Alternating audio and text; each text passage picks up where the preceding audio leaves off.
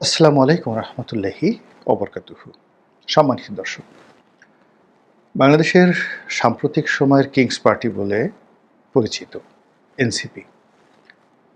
তো সেই এনসিপিকে মনে করা হতো মূলত জামাতের একটা বি টিম।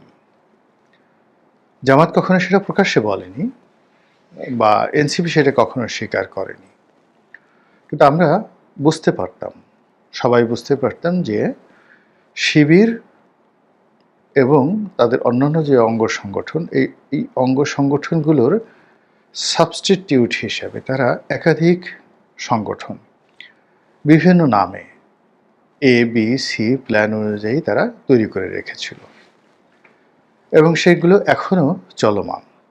দ্বিতীয়ত, জামাতের মাস্টার প্ল্যান অনুযায়ী তাদের একটা বিরাট গুপ্তচর বাহিনী রয়েছে, যারা ভোল পাল্টে পোশাক পাল্টে বিভিন্ন সংগঠনের মধ্যে লুকিয়ে আছে।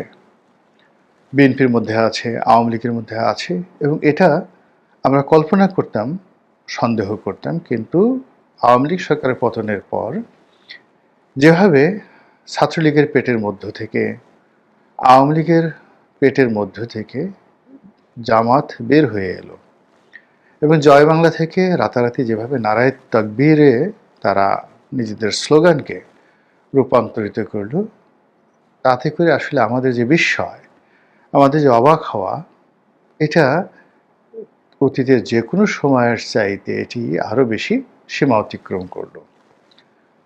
এখন জামাত সম্পর্কে আমাদের যে চিন্তা এবং চেতনা, সেটা হলো এই দলটি সব কিছু করতে পারে। তাদের বুদ্ধি আছে, তাদের কৌশল আছে, তাদের ডেডিকেটেড নেতাকর্মী রয়েছে যারা দলের জন্য প্রাণ দেবে এবং দলের জন্য সব কিছু করতে পারে। তারা যদি বলা হয় যে ঠিক আছে, এখন তোমরা 50 জন ছেলে সব কিছু ত্যাগ করে দিল্লি চলে যাও, সেখানে গিয়ে শেখ হাসিনার আশেপাশে থাকো এবং শেখ হাসিনার বিশ্বাস অর্জন করে ওখান থেকে প্রতিদিন তথ্য এবং ডাটা পাঠাতে থাকো, অনেকটা রোবটের মতো করে। তো যেভাবে সোলানার যে আমাদের একটা রোবট যেটা মঙ্গল গ্রহে পাঠানো হয়েছে, ও যেভাবে মঙ্গল গ্রহের তথ্য নাসাকে পাঠায়, এভাবে বিএনপির মধ্যে, আওয়ামী লীগের মধ্যে, ডক্টর মোহাম্মদ ইউনূসের আশেপাশে এনসিপির মধ্যে অসংখ্য জামাতরূপী সোলানার রোবট রয়েছে। ফলে জামাতকে আসলে সবাই ভয় পাচ্ছে, এমনকি জামাত নিজেরাও নিজেদেরকে ভয় পাচ্ছে। এটা হলো রূঢ় বাস্তবতা। আর সেই বাস্তবতার প্রেক্ষিতে 2025 সনের অক্টোবর মাসের শেষ সপ্তাহটি জামাতের জন্য নানা কারণে একেবারে একটা ক্রিটিক্যাল মোমেন্ট হয়ে দেখা দিয়েছে। জামাতের সঙ্গে বিএনপির সংঘাত, সংঘর্ষ, মতদ্বৈততা, এটি একেবারে রীতিমতো প্রকাশ্য।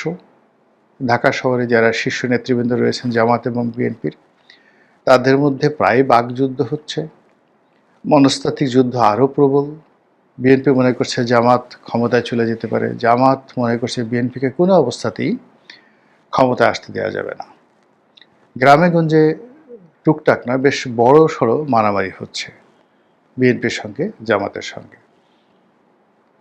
এর বাইরে অন্য যে সকল ইসলামপন্থী দল গ্রুপ রয়েছে, বিশেষ করে যারা মাজারপন্থী, ভাববাতি, লালনপন্থী, তাদের সঙ্গে জামাতের একেবারে রীতিমতো যুদ্ধাবস্থা। এবং যে সকল সুফিবাদের প্রচারক গত কয়েক বছর ধরে জামাতকে প্রমোট করেছিল, কিংবা যে সকল মুক্তিযুদ্ধের পক্ষের শক্তি জামাতকে এই গত 10-12 বছর ধরে প্রমোট করেছিলেন, যেমন কাদের সিদ্দিকী, তারপর সে ফরহাদ মাজাহার, এ সকল মানুষ এখন জামাত থেকে 133 মাইল দূরে অবস্থান করছে এবং প্রকাশ্যে জামাতের বিরুদ্ধে যাচ্ছে তাই বলার চেষ্টা করছে। এবং সর্বশেষ ডক্টর মোহাম্মদ ইউনূস এমনি খুব ধীর স্থির প্রকৃতির মানুষ। তিনি এবং সেনাপ্রধান যেভাবে জামাতকে বিশ্বাস করেছিলেন এবং যেভাবে জামাতের সঙ্গে একটা দহরম মহরম সম্পর্ক গড়ে তুলেছিলেন, জামাতকে অলি আল্লাহ, গাউস কুতুব, পীর মাশায়েখদের দল হিসেবে মনে করতেন যে এ দলের প্রতিটি নেতাকর্মী কোরআন এবং হাদিস অনুযায়ী তাদের জীবন পরিচালনা করে।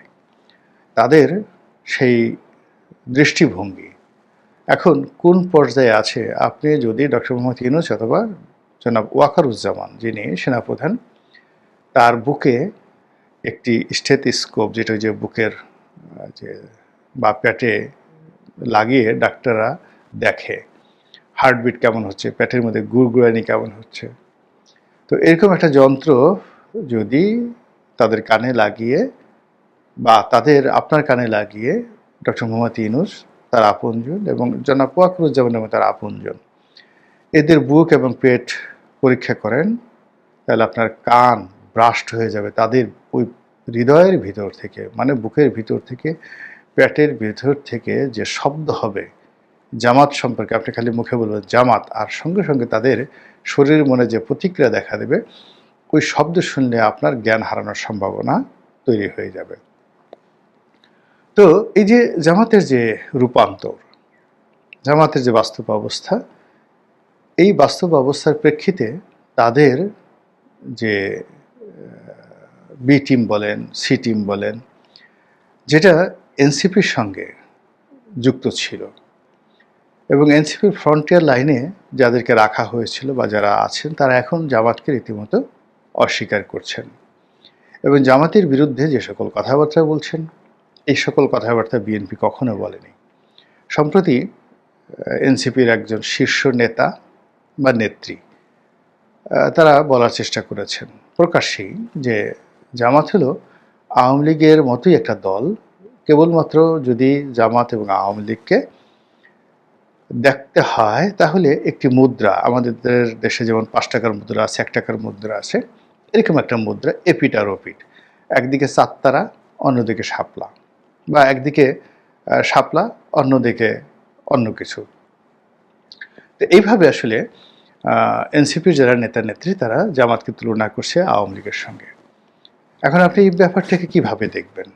আমি ব্যক্তিগতভাবে মনে করি যে এটা তার অন্তর থেকে বলে থাকুন কিংবা ক্ষোভের বশে বলে থাকুন বা যেভাবেই বলে থাকুন না কেন, তারা সঠিক এবং সত্য কথাটি বলেছেন এবং তারা যদি এই বিষয়টা মেনে নিয়ে নিজেদেরকে সংশোধন করেন বা জামাতের সঙ্গে কিভাবে ডিল করতে হবে, জামাতকে কিভাবে বন্ধু বানাতে হবে, অথবা জামাতের সঙ্গে কিভাবে প্রতিযোগিতা করতে হবে, কিংবা জামাতের সঙ্গে কিভাবে শত্রুতা করতে হবে, এই কৌশলগুলো রপ্ত করেন, তাহলে আর জনাব মিয়া গোলাম পারওয়ার, জামাতের সেক্রেটারি জেনারেল, তাকে কষ্ট করে মঞ্চে উঠে যেভাবে বোঝাতে হয়েছে যে জামাতের সঙ্গে যদি তোমাদের প্রতিযোগিতা করতে হয় তাহলে আরো বহু দূর, বহু পথ তোমাদেরকে পাড়ি দিতে হবে, বহু সময় তোমাদেরকে পার করতে হবে, অন্যথায় জামাতের সঙ্গে কোনো অবস্থাতে তোমরা প্রতিযোগিতায় পারবে না।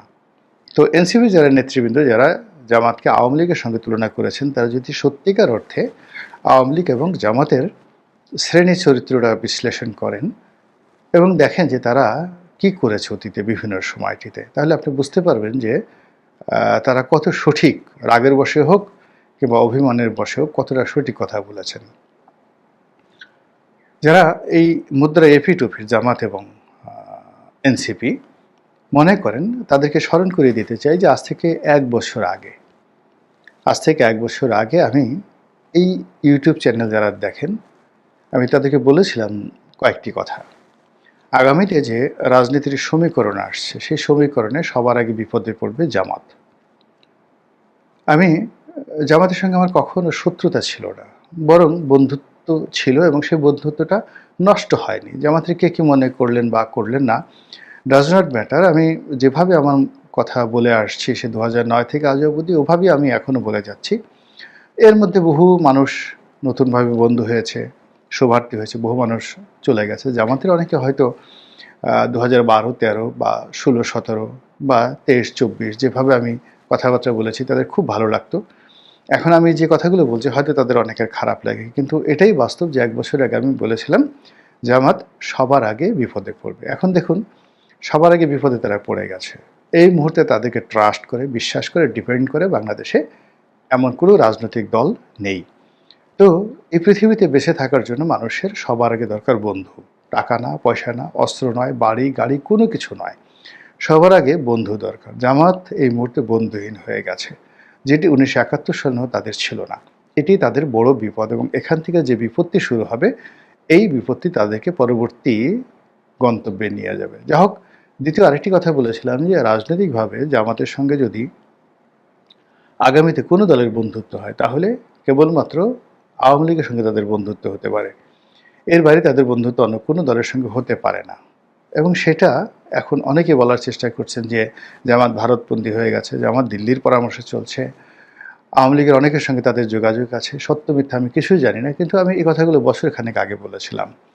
তো এটা কেন বলেছিলাম? বলেছিলাম এই কারণে যে আপনি দেখবেন যে চরিত্রগতভাবে যে সকল প্রাণী, যে সকল মানুষ, এখানে প্রাণী এবং মানুষ, প্রাণী বলতে আপনি বুঝেন যে জন্তু জানোয়ারকে আমি বুঝিয়েছি, যাদের মধ্যে চিন্তার মিল থাকে এবং শারীরিক গঠনের মধ্যে মিল থাকে, তারা একে অপরের কাছাকাছি আসা মাত্রই তাদের মধ্যে একটা অ্যাডাপশন হয়ে যায়, একটা আকর্ষণ তৈরি হয়ে যায়, একটা ঐক্যবদ্ধতা তৈরি হয়ে যায়।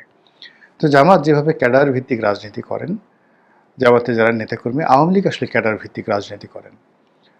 জামাত যেভাবে তাদের সংগঠনটিকে অত্যন্ত শক্তিশালী করার জন্য প্রাণান্ত চেষ্টা করে যাচ্ছেন, আওয়ামী লীগও প্রথম থেকে তাদের সংগঠনটিকে তারা শক্তিশালী করেছে। বিএনপির এই জিনিসগুলো নেই।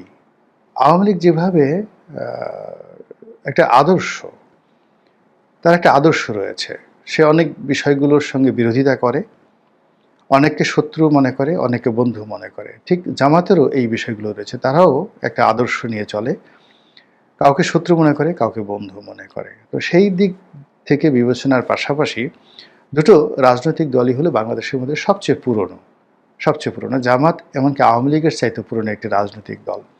তো সেই পুরনো দুটো রাজনৈতিক দল, তাদের মধ্যে যে সকল বয়স্ক নেতৃবৃন্দ রয়েছেন, যারা জীবনযুদ্ধে অনেক অভিজ্ঞ এবং তুলনামূলকভাবে Asian politics, subcontinental politics and global politics, এই তিনটি ক্ষেত্রে দুটো দলেরই দেশে এবং দেশের বাইরে বন্ধু রয়েছে এবং শত্রু রয়েছে। আওয়ামী লীগে যেমন ভারত বন্ধু রয়েছে, পরীক্ষিত বন্ধু, তার সঙ্গে সঙ্গে ভারত কেন্দ্রিক আরও অনেকগুলো দেশের সঙ্গে তাদের বন্ধুত্ব রয়েছে। আওয়ামী লীগের যে সকল নেতা রয়েছেন তাদের অনেকের সঙ্গেই বন্ধু দেশের প্রভাবশালী লোকদের বন্ধুত্ব রয়েছে। জামাতেরও তদ্রূপ, তাদের ভারতের মতো কৌশলগত বন্ধু পাকিস্তান রয়েছে, এরপর দ্বিতীয় গ্রেডে তুরস্ক তাদের বন্ধু, সৌদি আরব তাদের বন্ধু, এবং ওই সংক্রান্ত জামাতের যারা শীর্ষ নেতৃবৃন্দ তাদের সঙ্গে ওই সকল দেশের কর্তা ব্যক্তিদের বন্ধুত্ব রয়েছে।